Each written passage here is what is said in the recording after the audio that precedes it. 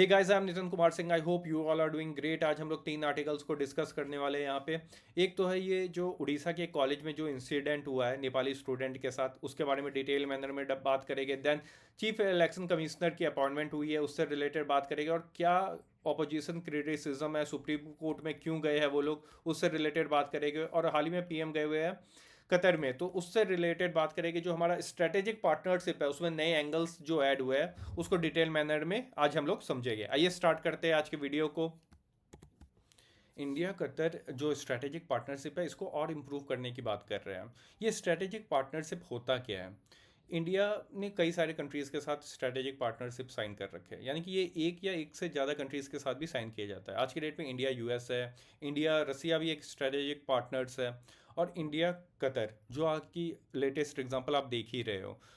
But इसका मतलब होता क्या है कि जब स्ट्रेटेजिक पार्टनर बनते हो किसी कंट्री के साथ, तो वो आपके साथ टेक्नोलॉजी शेयर करता है। ट्रेड में आप मान सकते हो कि कुछ फ़ायदे मिलते हैं आपको, और डिफेंस एक्सरसाइज देखने के लिए मिलता है। सिक्योरिटी रिलेटेड चीज़ों में ये आपकी हेल्प करता है। तो ये बेसिक चीज़ें होती है, बट इसका मतलब बिल्कुल ये नहीं है कि ये मिलिट्री अलायंस बना लेता है आपके साथ। मतलब जो नाटो कंट्रीज़ है, ये एक दूसरे के साथ क्या है, मिलिट्री अलायंस लेके चलती है। मतलब कि एक कंट्री के साथ अगर अटैक होता है एक कंट्री के ऊपर, तो ये बाकी जो भी नाटो कंट्रीज़ है, जो भी मेंबर है इस नाटो के, उनके ऊपर अटैक माना जाएगा। तो ये डिफरेंस है बेसिक। ये जीएस पेपर 2 से आप इसे रिलेट कर सकते हो। आईआर इस आर्टिकल को डिस्कस करने के बाद आप ये पीवाई क्यूज़ के जो ये पी आई आ रखे हैं क्वेश्चंस, इसको इजीली सॉल्व कर पाओगे। तो हुआ क्या है कि अभी आज के डेट में पीएम गए हुए कतर, वहाँ पे हम लोग स्ट्रेटेजिक पार्टनरशिप को और इम्प्रूव करने के लिए बात कर रहे हैं। जैसे मैंने अभी ये बताया कि trade, investment, energy security. Energy के मामले में देखा जाए तो कुवैत से हम लोग 48% जो हमारा लिक्विफाइड नेचुरल गैस है, एलएनजी, इसे इंपोर्ट कराते हैं। थर्ड एक्सपोर्टर है हम लोगों के लिए कुवैत आज के डेट में, तो काफ़ी इंपॉर्टेंट हो जाता है कुवैत हमारे लिए। बायलेटरल फ्री ट्रेड एग्रीमेंट की बात चल रही है, क्योंकि हम लोग आने वाले फ्यूचर में हम लोग प्लान कर रहे हैं कि जो गल्फ कोऑपरेशन काउंसिल है इसके साथ फ्री ट्रेड एग्रीमेंट साइन करें, तो उसका मेंबर है कतर। तो एक स्टेप हम लोग इसके और क्लोज चले जाएंगे। आज की डेट में लगभग $14 बिलियन का हम लोग क्या करते हैं इनके साथ, बायोलेटरल ट्रेड करते हैं। इसको आने वाले टाइम पे डबल करना है, $28 बिलियन तक इसको लेके जाने की बात हो रही है। और यहाँ पे कई और टॉपिक्स पे भी डिस्कशन हुआ, जैसे इसराइल पैलेस्टीन कॉन्फ्लिक्ट चल रहा है, वहाँ पे इंडिया हमेशा सपोर्ट करता है टू नेशन थ्योरी को, तो इसके ऊपर डिटेल मैनर में बात किया गया है। फिर एनर्जी सिक्योरिटी के लिए कुवैत कितना इंपॉर्टेंट है, उसके रोल की बात की जा रही है। तो ये बेसिक सा आर्टिकल था। अब देखते हैं कि देखिए अभी हमने बात किया था गल्फ कोऑपरेशन काउंसिल के बारे में। ये 6 मेंबर का कंट्री है, इसके अंदर 6 मेंबर्स जैसे कि Bahrain, Kuwait, Oman, Qatar, Saudi और यूएई। ये 6 मेंबर है। ये 1981 में फॉर्म हुआ था। रीज़न क्या था? इसका रीज़न एक था कि ये जो भी ये कंट्रीज़ है एक दूसरे के साथ में, ये एक दूसरे के साथ प्रॉपर टाइज बनाए रखे, जो इनके बीच में जो ट्रेड हो रहा है एक कॉमन रेगुलेशन लेके आया जा सके, कि ज़्यादा कॉन्फ्लिक्ट ना हो सके, एक दूसरे के साथ टेक्नोलॉजीज को शेयर किया जा सके। बस यहाँ पे एक यमन है जो इसका मेंबर नहीं है, ये याद रखिएगा।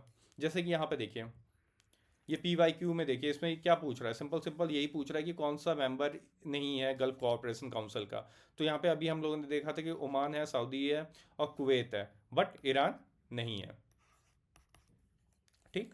और अभी हमने डिस्कस किया कि कितना इंपॉर्टेंट है कुवैत, या फिर जो भी ये आप वेस्टर्न एशियन कंट्रीज देख रहे हो या फिर गल्फ रीजन देख रहे हो, वहाँ पे हमारे लिए जो एनर्जी सिक्योरिटी है, ये कंट्रीज कितना इंपॉर्टेंट रोल प्ले करता है। तो उसी से रिलेटेड ये पी वाई क्यू आया हुआ था। ये दूसरा आर्टिकल बात कर रहा है ज्ञानेश कुमार जी के बारे में। ये आज के डेट में चीफ इलेक्शन कमिश्नर बन चुके हैं। ये जीएस पेपर 2 कॉन्स्टिट्यूशनल बॉडी से आप इसे इंटरलिंक कर सकते हो। आर्टिकल 324 डील करता है इलेक्शन कमीशन ऑफ इंडिया के बारे में।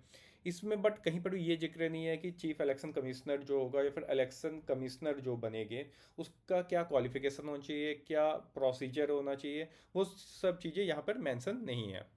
उस जो ये कुछ पी वाई क्यूज़ है, इसको आप इजीली सॉल्व कर पाओगे हम लोग जैसे ही ये आर्टिकल्स को पूरा कवर करेंगे। आइए स्टार्ट करते हैं। देखो, आर्टिकल जैसे मैंने आपको बताया, आर्टिकल 324 ये बात करता है आपका election commissioner commission of India के बारे में। बट ये कहीं पर भी ये बात नहीं करता कि चीफ इलेक्शन कमिश्नर कैसे अपॉइंट होना चाहिए, क्या क्वालिफिकेशंस होने चाहिए, फिर इलेक्शन कमिश्नर कौन बनना चाहिए, इसके बारे में कोई डिटेल मैनर में बात नहीं किया गया है। तो 2023 से पहले क्या हो रहा था कि जो भी सीनियर मोस्ट पर्सन होगा उसे इलेक्ट कर लिया जा रहा था। फिर आता 2023 में एक केस होता है Anoop versus Union of India case, ठीक है, ऑफ इंडिया केस आता है, ठीक, 2023 में। इसमें सुप्रीम कोर्ट जजमेंट देता है कि 3 लोगों का एक पैनल बैठा हो जिसमें पीएम रहेंगे, लीडर ऑफ ऑपोजिशन पार्टी का एक मेंबर रहेगा, जो भी लीडर होगा उनका, और then chief justice of India बैठेंगे। ये 3 लोग मिल करके डिसाइड करेंगे कि किन 3 लोगों का नाम आगे जाना चाहिए प्रेसिडेंट के पास। देन प्रेसिडेंट डिसाइड करेगा कि कौन बनेगा chief election commissioner. Chief election commissioner. But क्या होता है कि ये जैसे ही सुप्रीम कोर्ट का जजमेंट आता है, एक एक्ट पास हो जाता है, chief election commissioners and other election commissioners act 2023। ये पार्लियामेंट में बिल पास कर दिया जाता है, ये एक्ट बन जाता है। इसमें क्या होता है कि जो चीफ जस्टिस ऑफ इंडिया वाला पोस्ट होता है, इसे रिमूव करके यूनियन मिनिस्टर, कोई भी यूनियन मिनिस्टर होगा, आज के डेट में होम मिनिस्टर है, ठीक है, इनकी जगह पे। तो बेसिकली जजमेंट क्यों दिया गया था कि भाई जो ट्रांसपेरेंसी है उसे मेंटेन करके रखना है। बट ये एक्ट आने के बाद ये सुप्रीम कोर्ट का जजमेंट है, ये नलीफाई हो जाता है। तो अपोजिशन पार्टी सुप्रीम कोर्ट में गए हुए हैं कि भाई साहब जो आपने दिया था ट्रांसपेरेंसी के लिए जो जजमेंट, इसे रिमूव करके एक अमेंडमेंट ला के इसे हटा दिया गया है। क्या ये लीगल है इलीगल है, ये बात चल रहा है आज के डेट में सुप्रीम कोर्ट में।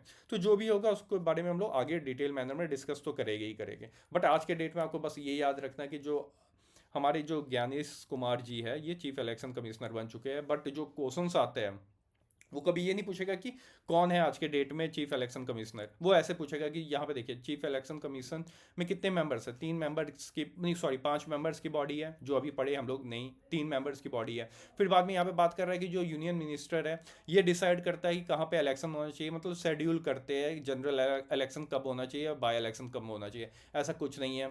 बाद में आखिरी वाला जो चीज़ है, जैसे इलेक्शन कमीशन होता है, ये डिसाइड करता है कि जो डिस्प्यूट है, जैसे कि कोई पार्टी स्प्लिट हो गई, मतलब दो पार्टी 2 लोगों में बट गई है, ठीक है, तो उसका क्या वो इलेक्शन में पार्टिसिपेट कर सकते हैं कि नहीं। या फिर एक पार्टी, क्या होता है कई बार कि कोई पार्टी क्या करती है, टूट करके आधी पार्टी चली जाती है किसी और पार्टी में और उसमें जाके मिल जाती है।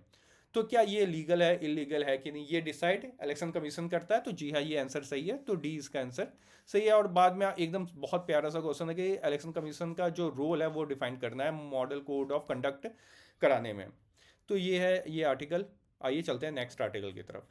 क्या आ रही है उड़ीसा से, यहाँ पे एक कॉलेज है Kalinga institute of industrial technology, KIIT। यहाँ पे होता क्या है कि एक लड़की सुसाइड कर लेती है। तो ये रिलेशनशिप का बताया जा रहा अभी एंगल। तो वहाँ पे जो स्टूडेंट होते हैं वो कैंडल मार्च निकालते हैं और कॉलेज के खिलाफ प्रोटेस्ट भी करते हैं। कोई कई सारे रीज़न हो सकते हैं, कॉमन रीज़न तो मेरे को आपको सबको पता है, रेसिज्म हो सकता है। और ये रेसिज्म के खिलाफ ये लोग कर रहे होते हैं। तो क्या होता है, कॉलेज निकल के आती है, मैनेजमेंट आती है, वो बोलती है कि जो भी नेपाली स्टूडेंट है वो इस कॉलेज से तुरंत निकाले जाते हैं और कल से उनको कॉलेजेस में कोई भी क्लास में बैठने का परमिशन नहीं है। और काफ़ी सारे रेसिज्म कमेंट उनके ऊपर पास किए गए। इसको देखते हुए नेपाल गवर्नमेंट ने भी काफ़ी रिएक्ट किया। जो KP शर्मा ओली है वहाँ के PM, उनके भी कई सारे ट्वीट्स आए। तो एक तरीके से नेपाल, इंडिया और नेपाल का जो रिलेशंस है वो कहीं ना कहीं ख़राब नज़र, आने वाले फ्यूचर में ख़राब होते हुए नज़र आ रहे हैं। समझिए, इंडिया और नेपाल का जो रिलेशंस है वो काफ़ी पुराना है। रीज़न है हिंदुज़म, दोनों में कॉमन है, ठीक है, बुद्धिज़्म भी है। बट जो मेजर माइलस्टोन बोल सकते हो वो 1950 में हुआ था। एक ट्रीटी साइन हुई थी, peace, treaty of peace and friendship. ये बायलैटरल ट्रीटी थी। बायलैटरल ट्रीटी का मतलब आपको पता ही होता है, ये एक लीगल बाइंडिंग होती है दोनों कंट्रीज़ के लिए। तो इसमें ये बोला गया था कि हमारे जो पीपल टू पीपल कांटेक्ट ऐसे इम्प्रूव किया जाएगा। लाइक ओपन बॉर्डर है हमारा नेपाल के साथ, यहाँ पे आपको SSB देखने के लिए मिलता है हमारे बॉर्डर पे, जो कि वो काफ़ी हैवी वेपन्स के साथ नहीं रहते वहाँ पे, फ्री मूवमेंट है। और साथ ही साथ नेपाल एक लैंडलॉक कंट्री है, तो उसको जो ट्रेड करना होता है सी रूट से तो वो इंडिया के थ्रू करता है। अब जो ये ट्रीटी था उसने ये परमिशन दिया था कि इंडिया या फिर नेपाल के स्टूडेंट एक दूसरे कंट्रीज़ में जाके फ्री में नहीं मतलब पढ़ाई कर सकते हैं, और उनको कई सारे राइट्स मिलेंगे जो एक कंट्रीज़ के लोगों को मिलता है, बट कुछ राइट्स नहीं मिलेंगे, जैसे वोट करने का, या फिर कुछ पर्टिकुलर इंपॉर्टेंट गवर्नमेंट पोजीशन तक नहीं जा सकते हैं वो लोग। बाकी जैसे यूपीएससी का एग्ज़ाम होता है उसमें पार्टिसिपेट कर सकते हैं और कई सारे पोस्ट पे वो जा सकते हैं। इंडियन आर्मी में वो लोग पार्टिसिपेट कर सकते हैं। तो ये सब उनको फैसिलिटीज़ प्रोवाइड की गई। और 2018 में 2018 में हमारे पीएम नेपाल जाते हैं, वहाँ पे वो लोग 4C पे वर्क करने की बात करते हैं। ये 4C कौन कौन से थे? पहला था जो कनेक्टिविटी थी उसे इम्प्रूव करना था, कल्चरल कोऑपरेशन मतलब पीपल टू पीपल कांटेक्ट और एक दूसरे कल्चर्स को कनेक्ट करने की बात की जा रही थी। वहाँ का जो कॉन्स्टिट्यूशन था उसको सपोर्ट करना इंडिया द्वारा, कि आप जो भी आपका संविधान है उसे हम सपोर्ट करते हैं, उसे मानते हैं। और दूसरा है कि जो वहाँ की इंडस्ट्री है उनको टेक्नोलॉजीज प्रोवाइड करना, जो भी कोऑपरेशन चाहिए होगा इंडियन गवर्नमेंट की तरफ से या हमारे इंडस्ट्री की तरफ से वो प्रोवाइड किया जाएगा। बट ये जो 1950 का ये जो ट्रीटी था, इसके कई सारे लोग वहाँ पे खिलाफ में भी है। क्यों? क्योंकि उस समय ऑटोक्रेटिक रूल था।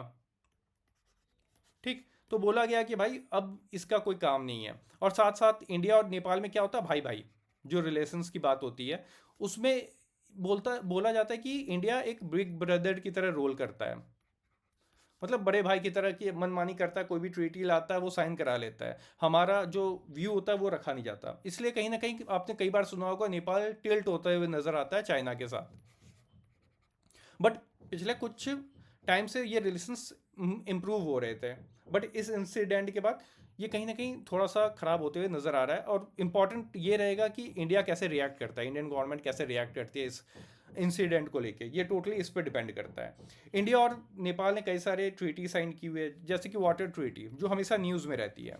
3 वाटर ट्रीटी हमने साइन किया। एक तो कोसी कोसी ट्रीटी हमने साइन की थी 54 में, 1954 में ये साइन की थी। उसके बाद हमने महाकाली ट्रीटी साइन की थी, ये हमने की थी 1996 में। और एक और ट्रीटी है वो आप हमें कमेंट सेक्शन में लिख के बताएंगे।